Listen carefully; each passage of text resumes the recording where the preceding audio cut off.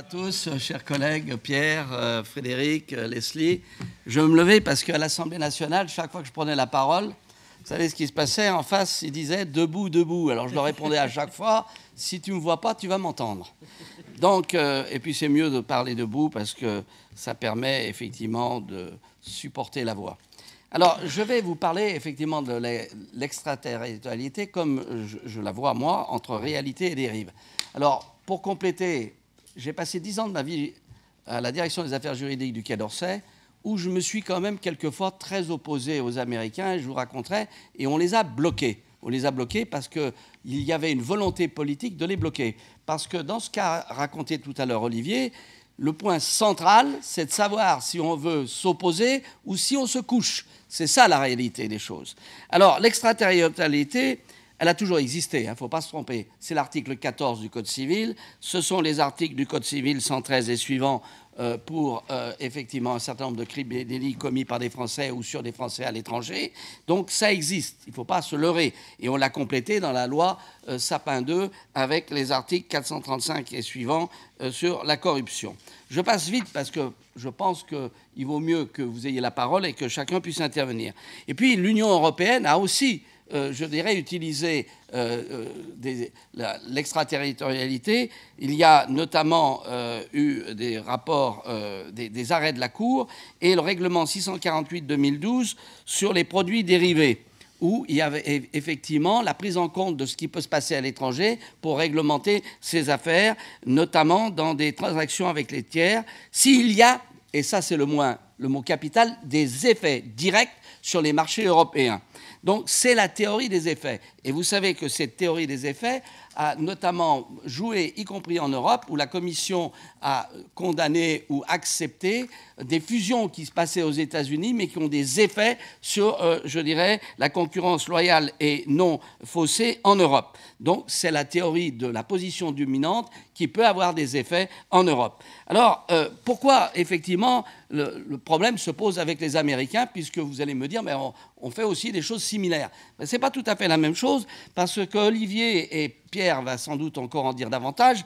Quand on fait la liste véritablement des lois américaines qui ont des connotations ou des volontés extraterritoriales, c'est étonnant. Il y a le fameux Foreign Corrupt Practice de 1977 sur les problèmes de corruption, complété par, bien sûr, la Convention OCDE de 1997 sur laquelle on reviendra et qui est gérée par l'OFAC. Vous avez l'International Emergency Economic Powers qui instaure des pénalités pour non-respect des embargos, et ça c'est très important, parce que le nombre d'embargos qui existent aux États-Unis, c'était pas avec Pierre quand j'y étais passé, mais je me souviens que les pétroliers américains disaient mais c'est complètement dingue, on est coincé de partout avec le nombre d'embargos qui existent.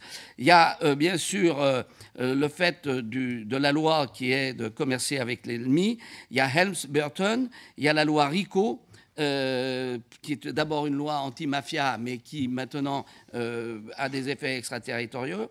Il y a Sarbanes-Oxley, il y a FACTA, qui est le Foreign Account Tax Compliance Act, et ça c'est un problème qui se pose, y compris notamment dans le cas que nous avons vu avec Pierre sur les Américains malgré eux. Vous savez, c'est l'enfant qui est né aux États-Unis, qui est resté 1 mois, et qui rentre en France avec ses parents et qui tout d'un coup, on lui dit bah, tu dois rendre des comptes au fisc américain parce que tu es américain. Et donc, c'est véritablement un problème.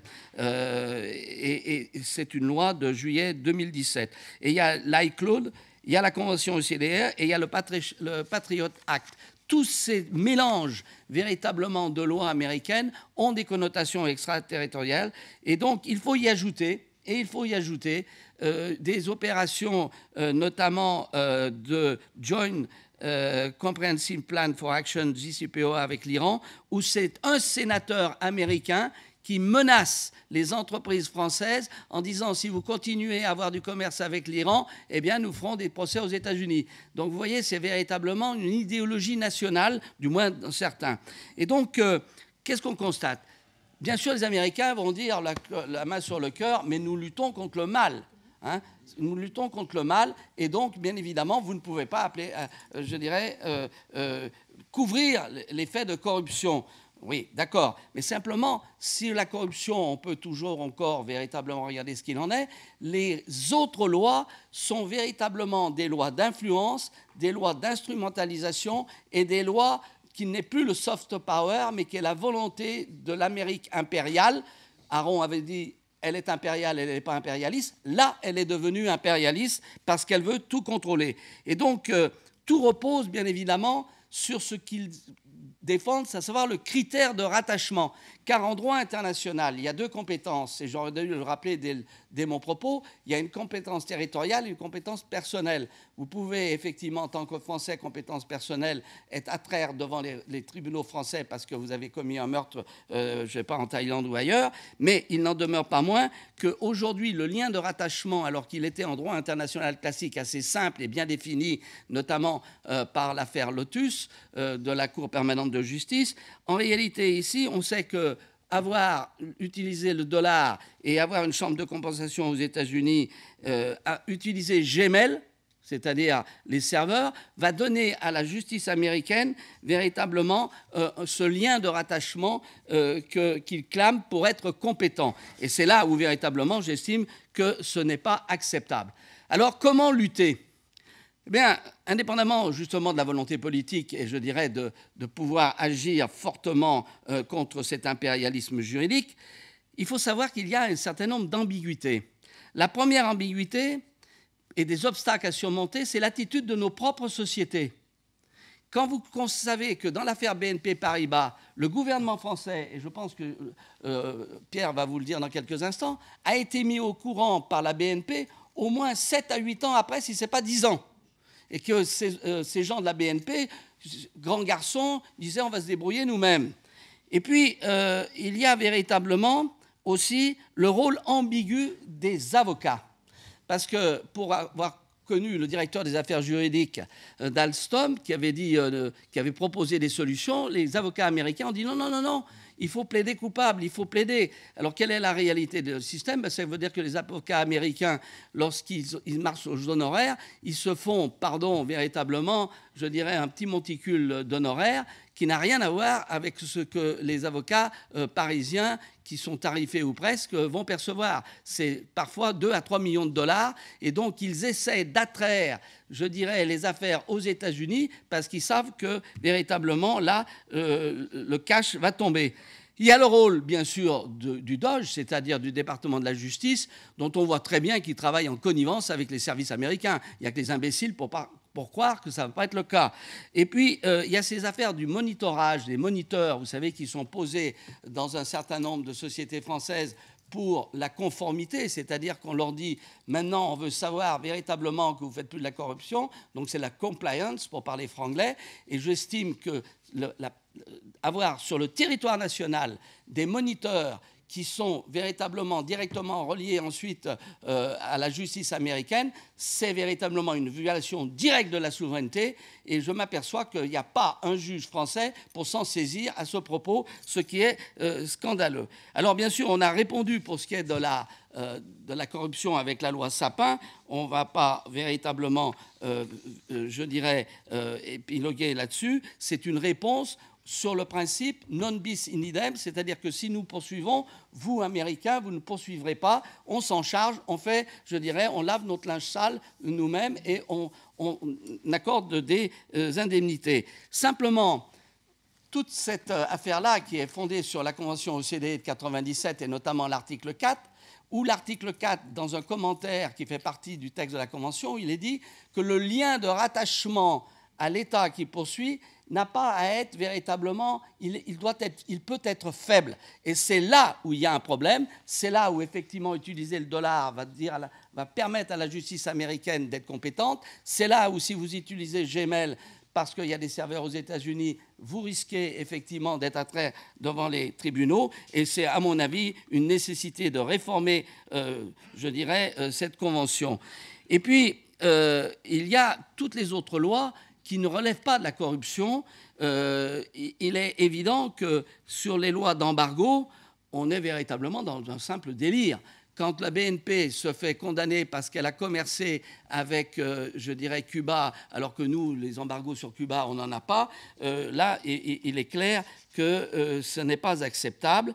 Et l'Union européenne avait élaboré le règlement de 2271-96 anti-boycott, mais visiblement, il n'a pas l'air d'être très efficace.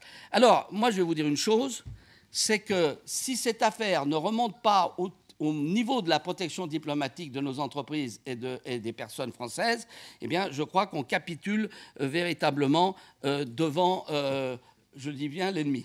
On capitule devant l'ennemi parce que là, on n'a pas affaire à des alliés, on a affaire à des gens qui veulent déstabiliser nos entreprises et qui veulent prendre des parts de marché avec des méthodes qui sont indignes. Je voudrais dire que j'avais proposé à Fabius depuis longtemps, lorsque j'étais député, d'aller à l'arbitrage interétatique sur ces sujets. Silence radio. Silence radio. Jamais le gouvernement n'a voulu véritablement élever cette affaire au niveau de protection diplomatique et aller à l'arbitrage interétatique qui serait possible sur la convention d'établissement de 59 à l'article 13 qui prévoit une clause d'arbitrage si on n'a pas réglé les affaires avant.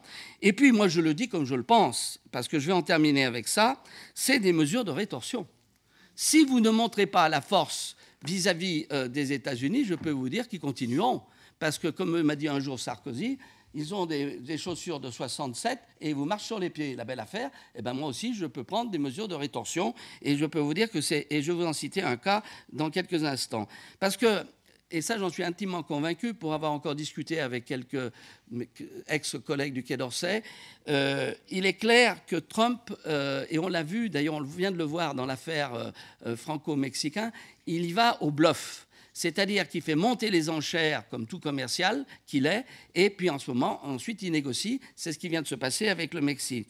Donc, il est nécessaire de s'opposer, je dirais, mordicus à ces méthodes. Et Frédéric, effectivement, dans son livre, lorsqu'on fait la somme des amendes, c'est quand même extrêmement incroyable, et on ne peut pas accepter ça. Alors, vous allez me dire, mais quelle mesure de rétorsion ? Vous savez, on peut en trouver. Mais moi, j'en avais proposé une, c'est qu'on pourrait demander à Goldman Sachs de nous payer ce que nous a coûté l'adhésion de la Grèce et la falsification des comptes. Il y en a des centaines de millions. 150 milliards. 150 milliards, merci Pierre. 150 milliards. Donc, on pourrait très bien dire maintenant, hop, par ici de la bonne soupe, vous, Goldman Sachs, on vous fait un procès en France et on négocie. Et là, je peux vous dire que là, je voudrais bien savoir, parce que vous savez ce que c'est Goldman Sachs.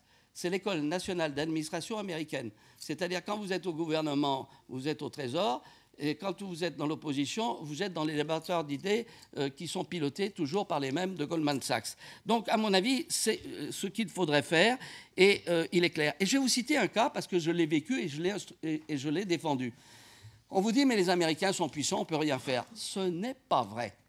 Et je vais vous raconter l'affaire, rapidement, d'Urengoy. Qu'est-ce que c'est que l'affaire d'Urengoy ? Ça se passe au moment où les Soviétiques entrent en Afghanistan et où, bien évidemment, tout le monde criait « c'est inadmissible », etc. Et embargo américain, notamment sur une succursale et filiale européenne qui s'appelait Dresser et qui livrait des compresseurs pour le gazoduc d'Urengoy. Or, le gouvernement de l'époque, ça se passe 80-81, que ce soit Giscard d'Estaing ou que ce soit ensuite Mitterrand, voulait livrer les compresseurs pour maintenir le dialogue avec les Soviétiques. Et donc, il y avait un embargo. Et Dresser France, qui est succursale d'une néerlandaise, dit « moi, je ne peux pas ». Et donc, on s'est creusé la tête. Et au cours d'une réunion qui a eu lieu à la direction des affaires juridiques à laquelle je participais, tout d'un coup, il y a un gars de l'aviation civile qui dit « on a réquisitionné un aéronef dans quel cas ? Réquisition. Je regarde l'ordonnance de 59 et nous avons réquisitionné Dresser pour qu'il livre les fameux compresseurs. Il avait donc l'excuse légale et les Américains ont capitulé.